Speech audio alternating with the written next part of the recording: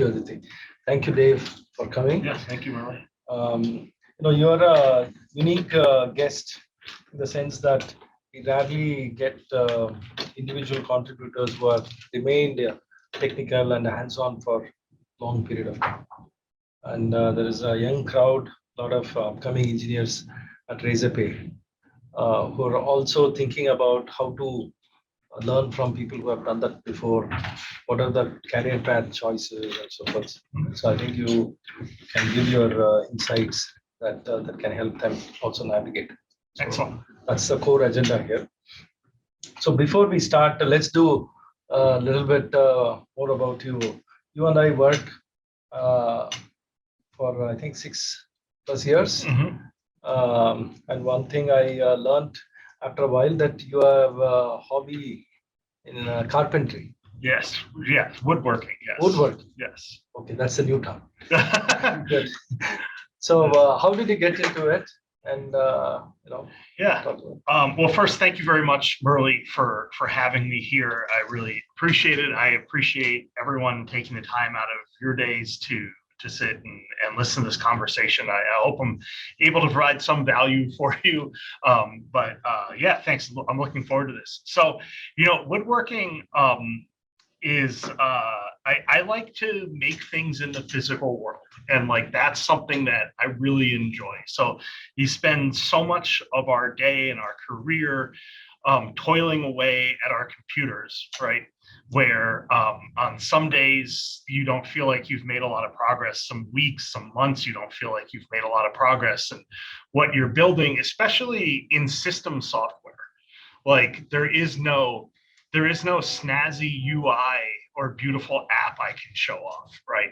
I have a database scheduler sitting in the background scheduling tasks, like so it's really nice break to go into the wood shop and just tune out the tech and sit there with my hands and tools and put something together in the physical world and see it come by. So that's sort of one way I've gotten into it, and that's where I see just a lot of reward from it. When did you start? I always like to tinker with things. I would like whittle with a knife and a stick as a kid, but it's really the last few years that I've gotten more serious about things, and it's an off and on thing, but building projects for the house, building beds for my kids and things like that, and now on to boxes for friends' weddings and cutting boards for my mother and furniture for the house here or there when I need it. So it's just it's a nice different way of doing things, though. There is a lot of similarity, because the way I tend to approach projects is I put them in my brain, right? Like I put them in my brain and I just let them sit in the background and stew for a while, right? I'll maybe, if it's a complicated piece, I'll try to sketch it out on the computer, and then I'll think through, and then like in that background, just like when you're solving technical problems, it's not like you sit down and you like go, all right, I'm going to solve this all today. You just let it sit there and you let it just churn in the background, the idle cycles, and you end up coming with the solution. So a lot of times when I step into the shop, I've kind of already thought through a lot of the motions and what I want to put together and what I want to build. So yeah. Your shop is not it's very high tech. It is high. Like there's some hey, that it's the rewards of the presents I buy myself. Computer vision aided, some computer vision aided router, but really I love doing the hand planes and chisels, like still feel kind of the most rewarding. So it's nice to have the big fancy tools and machines to play with, because I'm kind of a big kid. But at the end of the day, like just a nice sharp chisel and a saw is very pure and cleansing. And you had a large scale event with your equipment. Yeah, I did actually. It was funny. We had an Amazon senior principals and distinguished engineers storytelling contest about your own personal. We called it your own personal Sev ones. And so we try to be humble and and show like even the senior people make mistakes. And so, my very distinguished colleagues got up there and talked for a few minutes about how, they accidentally borrowed $50 billion when they worked at a bank, or they accidentally knocked off Google in the UK, or they broke DNS somewhere, like doing things. And that was the Sev 1 they caused. And I got up there with my own personal Sev 1, which was all the woodworkers have the stories of the router, and this is a woodworking router, not a network router. But I did hurt my finger a wee bit. And I was able to tell the story from the perspective of operational best principles and best practices. And I talked through how I made the mistake by not following my SOPs, because I have SOPs on how I use these tools, right? You always have a flow of motion. And then I, changed that flow of motion and wasn't thinking about it, and then did something silly. And then you don't want to deploy on the weekends because there's no one there to help you. And so fortunately, someone was there at the house to help me, and then eventually it was a kind of a little gruesome accident, but I was I wasn't feeling well. We decided to call the ambulance. And so, to have the medics come and wrap my hand up. And that was a know when to escalate moment. So, and then finally, and I'm sorry if I'm making this too gruesome for some people, but, the surgeon, when I woke up from surgery, he said, well, I left the end of your finger on. I'm not sure it's going to stick around, but if I take it off, I can't put it back on.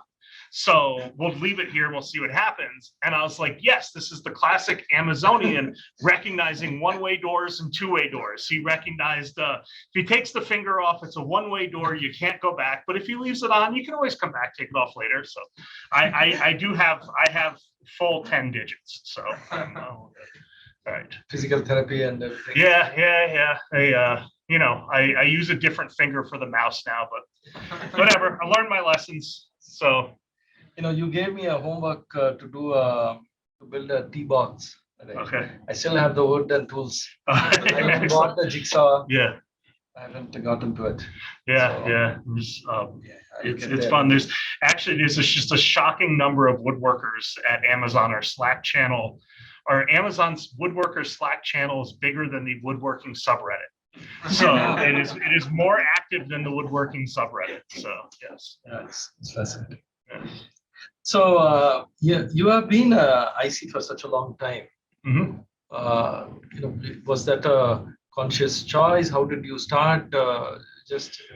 Yeah. So that's and the funny thing is I'm currently a manager, but I refuse to give up on the IC role, and I even have turned down offers to change my job title because I still consider myself a mostly an IC first, right? So, I started off actually as a intern in tech support at Sybase when I was at the end of college, and I always, the same thing that leads me to tinker in the wood shop and things. This led me to explore and learn and tinker in software. And through my career, I always found opportunities for growth and interest that I didn't feel like I needed to become a manager to be successful, right? I was able to, I moved up through, like I said, I was an intern in tech support. I moved through all the different ranks of tech support, and then eventually over into development side. And then, continued to, I think it's great when a company has a structure that lets ICs advance like on a parallel career path to managers. The other thing is there's a tendency, I think, in some places to take a strong software engineer, a strong IC, and they're like, this person's a good engineer, they should be the manager, right? And those are two different skills. And those are really two different skills. And what happens if you do that wrong, you lose a good engineer and you risk a team with a bad manager, right? And again, it's because it is two different skills. And I always found that I could drive I could accomplish what I wanted to accomplish, both in my career and technically in my personal growth, without needing to go over to a management track. And I think that's been very rewarding. And I think that can sometimes be this sense of, I feel like, if I want to be successful or if I want to have influence, I should go become a manager. You should go become a manager if your passion is developing people and developing people's careers, right? That's when you should switch to a manager.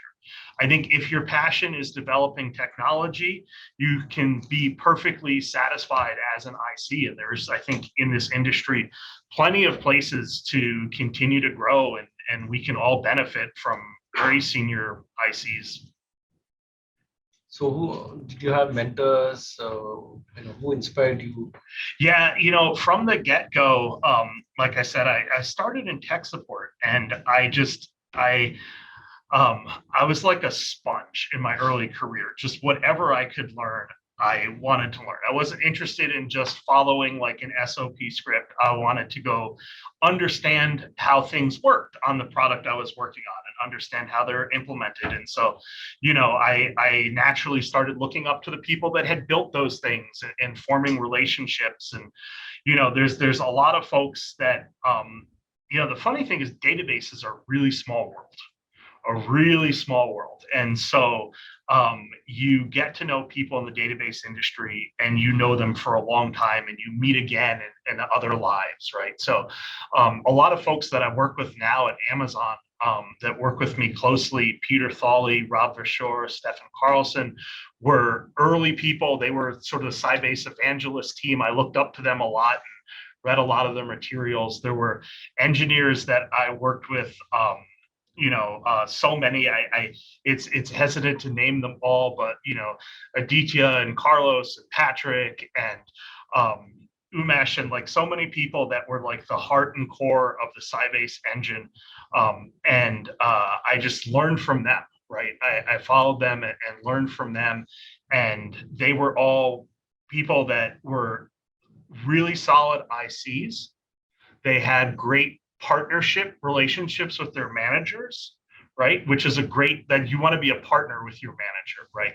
They partnered with their managers, they partnered with the leadership, and they really set a standard of excellence and expertise. And I fortunately able to, grow and learn from them. And I think surrounding yourself with people that you can learn from is super important. I was actually meeting with some other engineers this morning, and we were having a little bit of a roundtable and talking about career progression. And I said, there's a school of thought that says you don't want to be comfortable. You should always be uncomfortable. If you're comfortable, you're getting lazy. And I disagree. I love being comfortable. Being comfortable is great. Like, who doesn't want to be comfortable? Yeah. But you should never be only comfortable. Right? If you are so comfortable that you're not worried about things, like there's nothing where you feel like inadequate, right? You feel like you're completely perfect at your job. You have no imposter syndrome, and there's nobody that you're looking up to in your role. That's like the sign that it's time to move on. Or time to push yourself further. So like in terms of finding role models, if you look around and there are no more role models where you are the person that kind of knows everything, you're the master of that area, like everyone just comes to you, then you need to push that. Then you're too comfortable. You need to push yourself further. You need to find those role models in that area that you're uncomfortable with. And that's when you want to push yourself to grow more. So. You stayed at Sybase for what, 18 years? Yeah, I was there. Long time. It was a long time. And it's so funny. I was thinking about that this morning. And when you're younger, years seem really long, right? Like they seem like, and so I was trying to put years to when different transitions happened. And I was like, oh, that actually hadn't been that long of a time. It felt like forever then. When you're young, you're like, I want to keep things just seem. And now when I look back, I'm like, 8 years, 9 years, it seemed like I really went a long way in that time. So I think I stayed there 18 years, but there were several transitions that happened and changes that kept things fresh, right? So I worked up through support and I became, I would say I was extremely comfortable, but I was the guy that, was the expert, right? And and there became time to push myself further. And there were, I learned so much working in support that was just has served me it was so valuable in my career doing that, because when you work in support, you're close to the customers and you touch the customers all the time. And that's like really one of the core things I can say is you work for the customer, you don't work for a process or anything else, right? And so always whatever you're doing, connect to customers. And I think or what you're connect to the value that you're delivering to customers by what you are doing at your job. And that's like one of the things that working in support taught me. But, so I worked in support, then moved into, a development role. So I was able to change roles. Through there, Sybase was acquired by SAP, and that opened up more opportunities.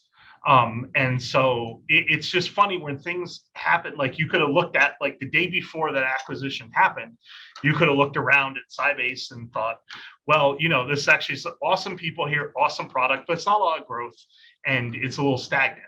And then the next day an acquisition happens, there's a whole new world that's opened up, right? So I was able to, go over and spend a lot of time in Germany, and I met a whole other group of fantastic people that I just absolutely loved working with, and then moved on to a couple of different products. So I've been working on the classic Sybase ASE engine.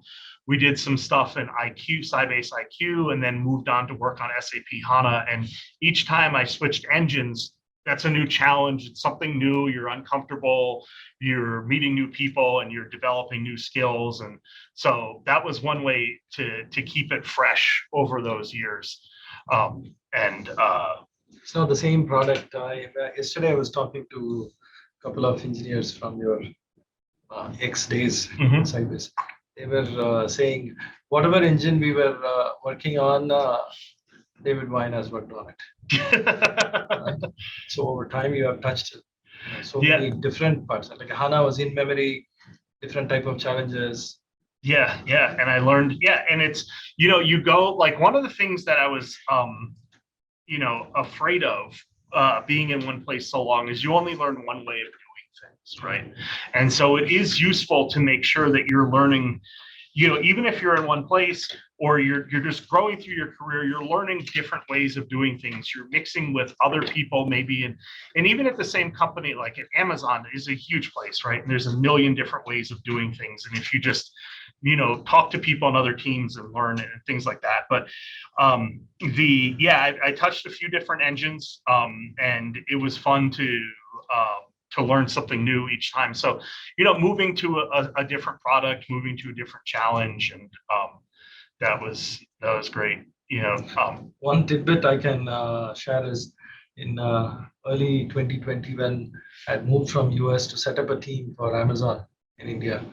I was the only one who was here, and I wanted to set up a team, so I didn't have interviewers. So I called Dave and a bunch of folks to come and interview. And he showed up and he said, there are great people in Pune, let's go and do an event.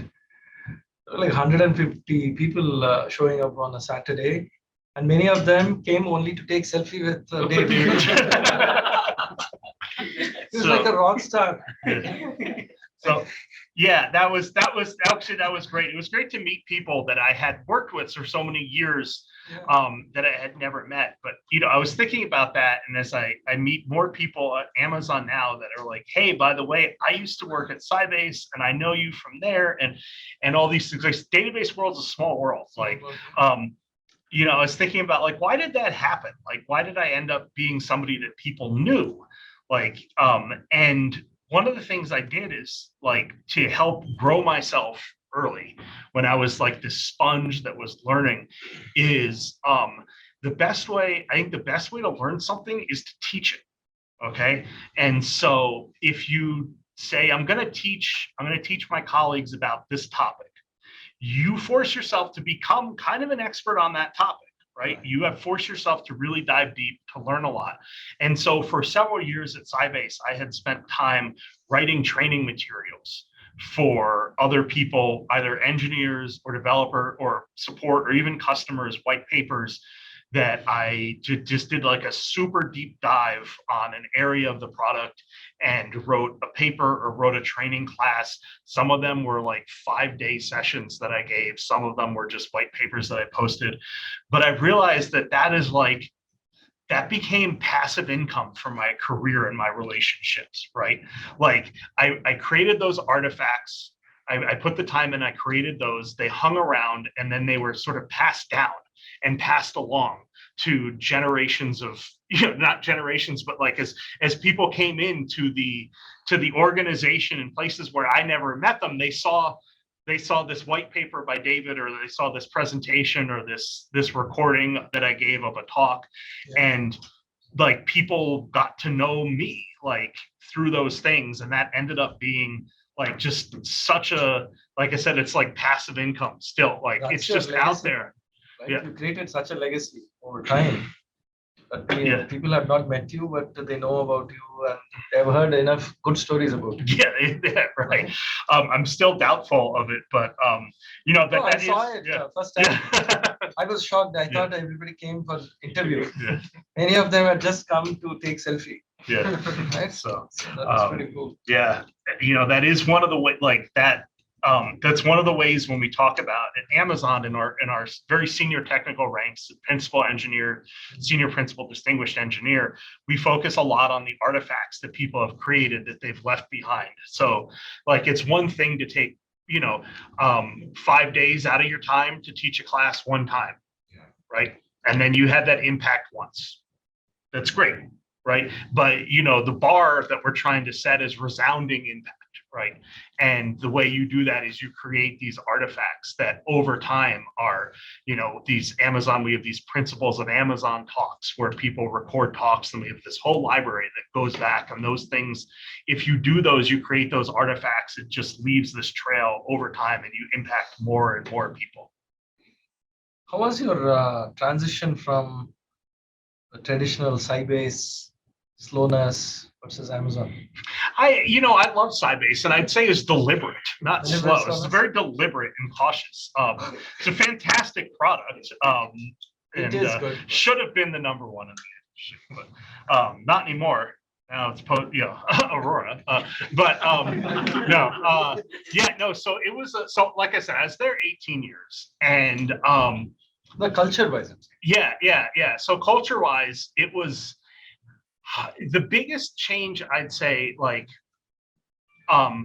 you're either at the change was going to a growth culture. Okay. So I'd spent most of my career in the company was in a defensive posture. Right. And so we were very conservative on things. Didn't take a lot of risks. Weren't actively doing a lot of hiring. Things like that. Like we were all pretty set in our ways.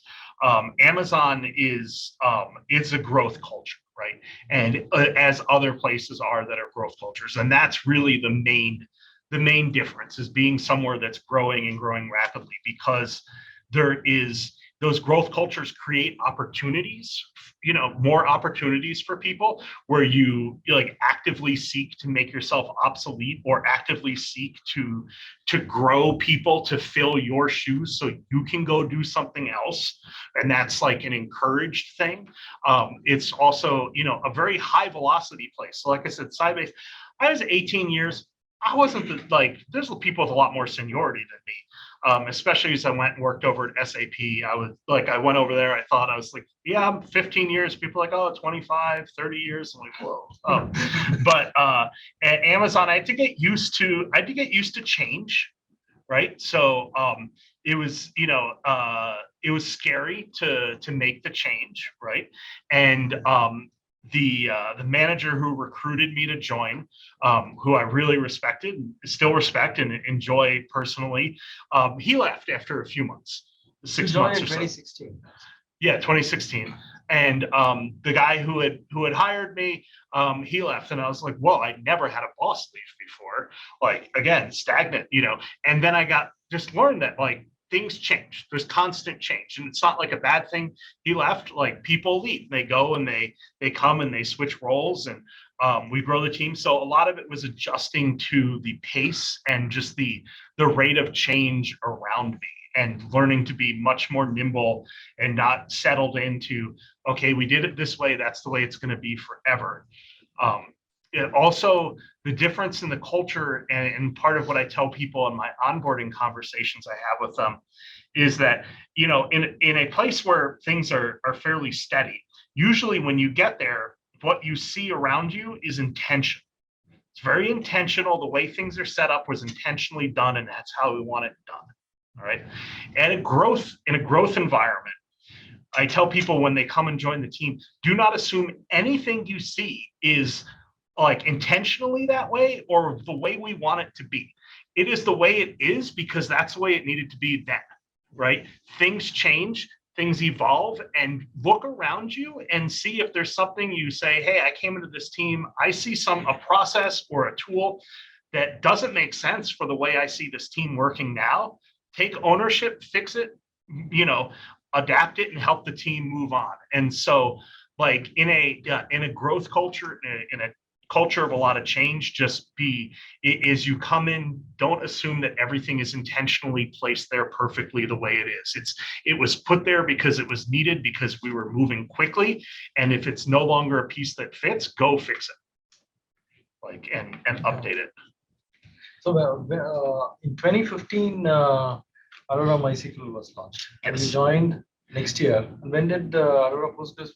So I joined. I joined in February 2016. We were a much smaller team than people in this room right now, and yeah, something around that. And when I joined, they had a rough prototype, but it was like, it was a pretty rough prototype. I had to learn a new database engine. I had to learn a new way of doing things. I had to, and I was, I was talking about comfortable. I was real uncomfortable, right? Like, come in and you're learning as an engineer a whole new tool set, and, Amazon has its own peculiar ways and tool sets, and, that you don't see elsewhere. And so I had to learn that. And then, I look back on that, and I think that,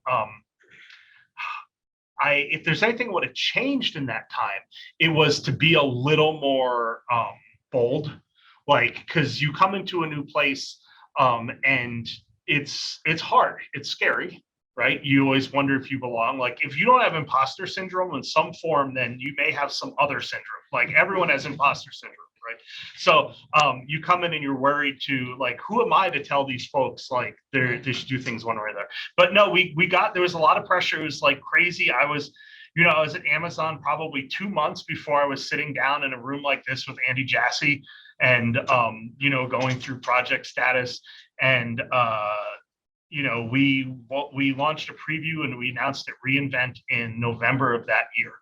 So I joined in February. We launched the preview in end of November. So it was a pretty quick go. Yeah, I remember I was in your sister team for the context of it.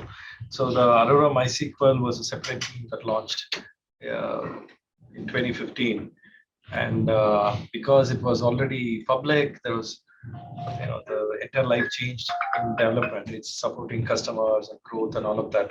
So to create a new database, you had to set up a new team. Mm-hmm. And this team for 5 months, I didn't know where they existed. Yeah. In 2015. And then I got a request from a peculiar alias dcw@amazon.com. I thought this is some bot that is sending some request. So I declined the request. And then I replied saying, I don't know whether this is a human, just right. And I got a response back from Dave saying, it's a human. So that's how I got to know your name at the time. Okay.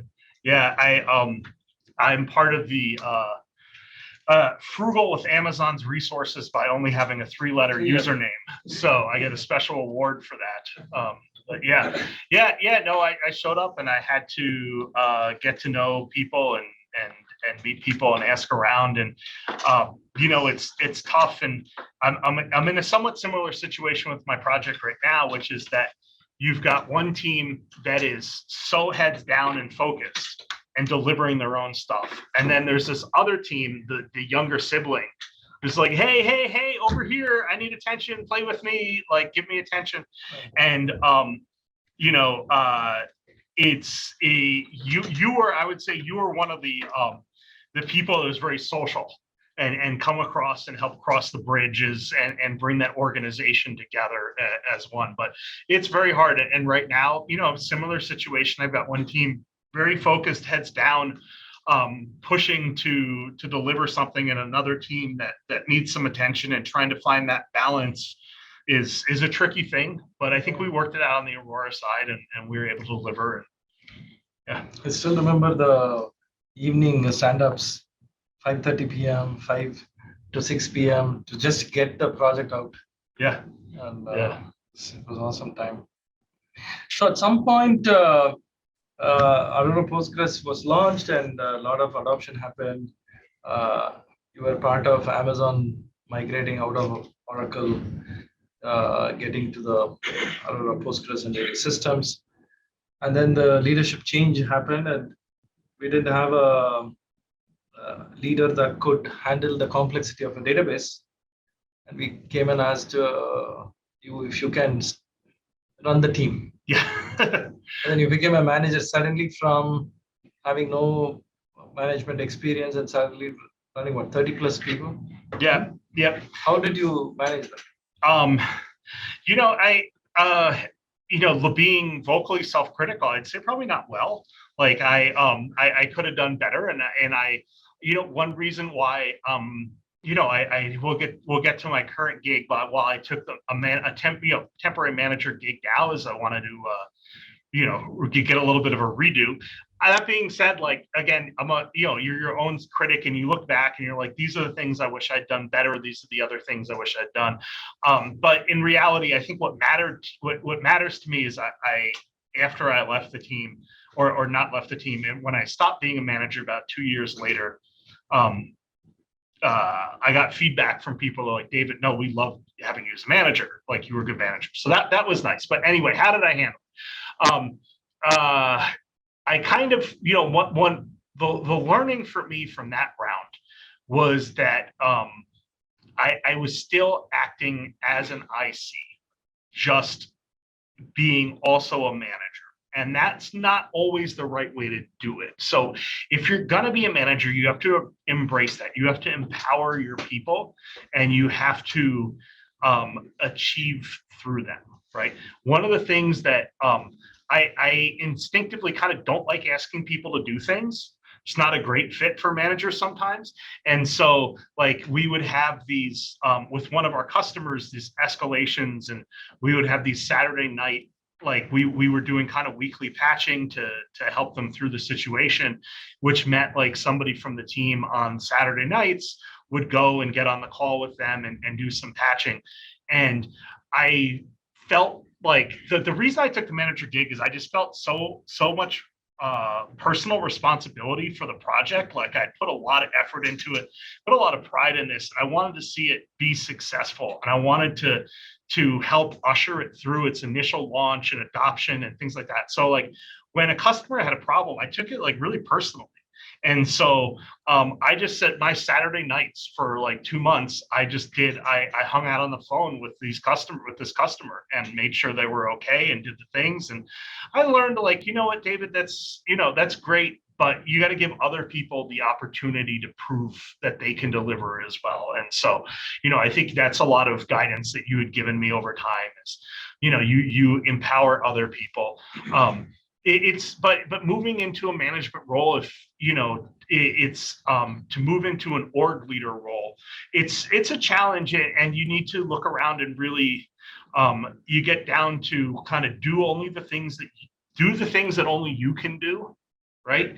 Like take a look at what you're filling your time with during the day. If there's things that other people can do, you should probably have them do that, because not only does it free you to do only the things that only you can do, but also empowers them, right? And it helps them grow. And that's kind of one of your most important things to do. So the things that I saw people gravitating towards you in terms of always brainstorming their projects, always there to help, and never once asked for a promotion, and always team first, product first, customer first. I saw not just that one customer, you were deploying quite a bit. Whenever there is a custom deployment, it's done by Dave. So that made it very easy for the leadership to choose you as a leader, because we knew that it's a very low risk. It's high risk for you being a manager. Yeah. But it's very low risk for the team, and everybody liked working with you, and customers knew and all of that. Yeah. But I know it was a big toll, and at least having a tough conversation with someone, giving feedback and all of that, it's not easy. Yeah, that was definitely a learning, and that's something I'm still working on, right? I think I've gotten better over the years. But you have to have the tough conversations, and you may think that you're protecting somebody, but you're not doing them a service, right? You need to, if there's feedback that has to be given, give the feedback early. Give the feedback early. Put personal relationships. You may need to put personal relationships aside, right, to do that. To be able to say, all right, professionally, this is what's happening, and this was what we need to do. And I think I learned a lot in how to be direct. And in my current role, I try to do that as best. I mean, so I said that I did it for 2 years. I think I was given the option. I was not asked to leave. I was given the option. We had a new leader come in and say, hey, you can keep managing this team, or you can go back to being an IC. And it had been a pretty wild ride from that showing up with the prototype to launching a preview in 9 months and a GA, and really that it was AWS's fastest growing service ever and continues to be. And, as you talked about in that time, we helped migrate. But by the time I was done with my manager shift, every single package shipped by Amazon.com went through an Aurora Postgres database as part of the fulfillment process. Right. And that's just internally, like, if I want to get food delivered to my house, I want to do, all sorts of various things in the world economy. It's kind of crazy. I mean, you probably are the same way here at Razorpay, like the number of places you touch into the economy. It was a pretty good accomplishment. It was a good achievement. So I felt pretty comfortable and said, hey, there's some things that I've wanted to do as an IC that I'm going to turn over the management reins, and I'll go back and I can work on some of those IC projects for a little while. So, yeah. Not everybody can do that. It's usually a one-way path. Yeah. Back and forth. Yeah, I think, well, the important thing is you have to figure out what type of manager you're going to be. And you can be somebody that's developing a big organization and an organizational leader. You can be a manager who's very deep in an area and stay close. And if you're somebody who's stayed close to technology or close to really the hands-on, I think there's opportunities. Sometimes you can go back, and it gives you a good appreciation for, as an IC, it gives you good appreciation for what the managers are doing from that partnership perspective, right? Because you are their partners and you understand the constraints that they're under and the pressures that they're under, and how you can, mutually work together and deliver them. There are a bunch of questions. I think it's a constant complaint that we don't spend enough time on the questions. Okay. So we'll take that. But before that, so you have worked with me and you have seen as a peer manager and so forth. What is your take that the team here would like to know? So if you haven't figured it out already, Murali has a lot of energy. and he has a lot of ideas, and like that was one thing I think you and I partnered well, because I get sometimes caught in the pragmatic. I get caught in the this is what's in front of this is the obstacle we're facing right now, and let's focus on that obstacle. And it's I think you need people like that in the organization, but you also need people that are looking around the obstacles, right? To say, all right, I know this team's going to get through this obstacle, and then what's ahead of us. And I think you always brought that in a great way to the organization. And you helped teach me to do that as well. And so, there's a couple other things that I think were pretty valuable and interesting. As we talked through, ways of organizing the teams and ways of managing and helping, I think play into people's strengths, find what motivates them and play into the motivation. We don't need, people are not fungible. They're not cookie cutters. No two people here in this room are the same. We bring our own strengths to the table, and we want to lean in on everybody's strengths, right? We'll find out what they are strong at and lean in. Sometimes, we still need to develop some of the other areas. Sometimes, depending on the strengths, we can let that slide, right? And Murali, you're always somebody I found that was great at figuring out what people uniquely brought to the table and leaning in on those strengths. So, that was great. But, I think another thing that's crazy is like how long were you doing all the code reviews? For like way too long, man, like way too long. And you're like, David, he's like, Murali's like, David, how did that bug get through? Did you review that? I'm like, I didn't review that. And he's like, what are you talking about? I review every change. And I'm like, how could you possibly do that? So yeah. But the level of depth, the operational excellence, and all those things.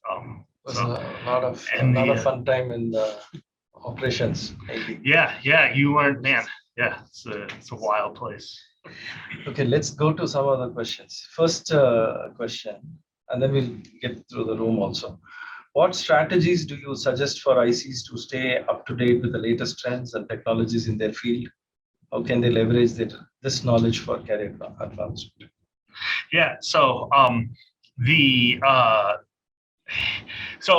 tech world is massive, right?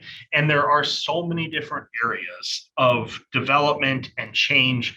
It's like you can't keep up with everything, right? So the first thing is find what area of technology you're passionate about. Like what do you feel is like excites you? And then there's, even if that's not what you're doing in your day-to-day, find the ways to engage in that area. So, start a paper club, at your company or with peers, or a networking group where you find interesting articles or journal articles, papers, blog posts about this topic that's an area of interest or you think it's important. Don't just read it yourself, but like have a discussion group around it, right? And that will, so surround yourself with people with similar interests and learn off of each other, feed off each other. That I think is one good way to stay connected. Don't get too set in your ways. Obviously, be willing to try new tools, try new things. Give something a shot. Interrupt your flow one day and try other things. But I think finding a group of people to have conversation about a particular area. And there's in open source today, there's so many things you can pull down and try and develop there. So, well, the interesting thing is you never talked about career advancement. The question was how to use that knowledge. Career advancement. Yeah, I mean, but if you develop yourself, I think career advancement. Yeah, that's an interesting thing. Like the people that I see struggle to get promoted are the people that are also tend to be the people that are very focused on promotion. Right now, I realize that's easy to say, like you've had a fantastic, successful career. I've had a pretty good career. We've reached some high levels. So sitting here, don't worry about being promoted. It may ring a little hollow, but I was never focused on the promotion, right? Yeah. And if you focus on the promotion, you're more likely to do unnatural things or make mistakes that are counter to your promotion. If you focus on your objectives and at Amazon, it's about ownership. We have all our leadership principles, right? But it's really about ownership, delivery, right? And and several other things. But at the end of the day, were you customer focused? Did you really take ownership of something? And ownership of things doesn't mean you were assigned a piece of work and you did the thing you were assigned. That's not ownership, right? Ownership is much broader than that. And did you deliver? And those are the things that will serve your career, right? We used to have a phrase, hopefully we used to, but we would call it promotion-oriented architecture. And so we would see projects come along and we would see the designs and we would go, this is promotion-oriented architecture. The person that drew this up is taking a problem that could be solved in a simple way and is making it the most sophisticated thing. And no, that's people that's not the way to do it, right? You find the simple, effective solutions, you deliver, you look around, at Sybase, one of the ways that I was able to advance and get well known is I kind of looked around at some of our day-to-day tools, some of the common problems that we were having with customers. And I was just like, you know what? I'm going to take ownership of this thing and I'm going to make it much better. Nobody assigned it to me. And I didn't think, oh, if I do this, I'll get a promotion. I was actually like, oh, this is a really cool idea. What if I did this thing and that would solve these things? And I built that, and that the end result of that was then more visibility and recognition and things like that. So I think, focus on delivery, focus on adding adding value for your customers, right? That's what your customers drive the business. That is who you work for, right? If you're doing things that add value for your customers and you're taking ownership of a space and delivering, I think even though these are Amazon leadership principles, they're universal, right? Yeah, that's just universal. And then the rewards will come. And if they don't come, then maybe you should move on. It's there's situations that are not good situations to be in, right? And you should learn to recognize those. And if you do what you think is if you do what you think is required and what is the right thing to do, and you feel like you're doing that and you're not advancing, it might be time to move on. Or if you're not giving those opportunities, that might also be assigned to in your career to make a change. I remember you built the dashboard for engine versions and stuff like that, no? To just know how quickly customers were upgrading and customers refused to upgrade, and this dashboard puts a spot on it and nobody asked. Build that. And then we were asking other teams to go and build similar dashboard. Yeah. That's one of the that was just one of those things that was you look around and you're like, this isn't quite right the way we're operating here, and we don't know these things, it's not visible, we don't understand. And I just say, look, I'll look at, there might be some technologies I don't know about or some other things, and put this together. And this became an incredibly useful tool in driving our fleet currency, driving other goals. I remember my boss at the time, Tony, showing it. He went and he showed it to Swami, who's our VP. He's Swami,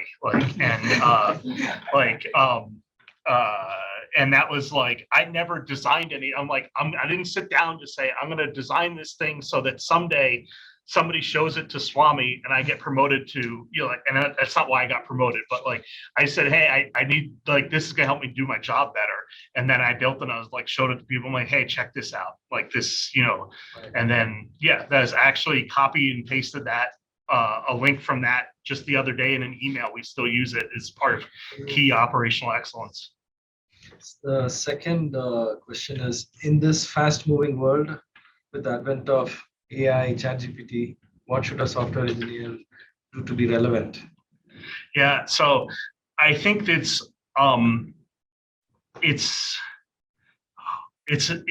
no doubt our industry is going to change, and what we do in sort of, if you think about day-to-day programming, is going to change. In general,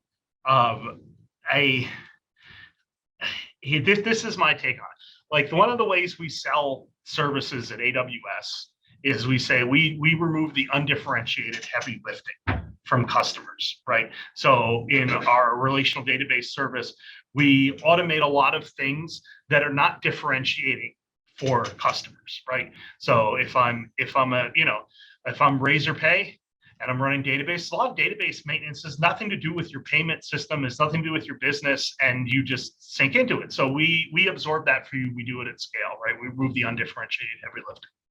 And I think that AI tools that's where it's going to go for software development. There's not a whole lot of value derived from writing effectively boilerplate code in a lot of cases, or even, beyond boilerplate code, even some pretty sophisticated pieces of code, but cranking out the code. Yeah, that can be, so that we should look at that as our undifferentiated heavy lifting of a lot of software engineering. So in the database world, we say what we're doing with the, this managed services is we let your DBAs go from being just operational to be much more strategic in how databases can be used by applications, how databases should be used to enable your business. And I think what AI is going to do for software development is it's going to let software engineers move up in that thought process and spend less time on that, cranking out code, and more time broadly thinking about problem solving and addressing business problems, and then leveraging the tools to crank out the code, right? But ultimately, I mean, a good software engineer is not about being proficient. It's not just about being proficient in a syntax or knowing how to do, interview coding questions and things like that. That's not what differentiates anybody. Like, I mean, really, that adds value. I'm a terrible whiteboard coder. I barely got past my interview at Amazon. I don't know how I got in, but I think I was a good hire. And because as a software engineer, I'm not super worried so much about those things. I'm thinking on another level. So use it to think. I think there's plenty of space for humans left in this area to drive innovation and invention and deliver things using AI as something to really accelerate that, but not to replace it. When I was coming in the elevator in the building, one guy is saying that this is performance review time. So he said his self-review and peer review, ChatGPT wrote. The other guy says, I did the same, but my manager caught it. So ChatGPT is eliminating undifferentiated work. Yes.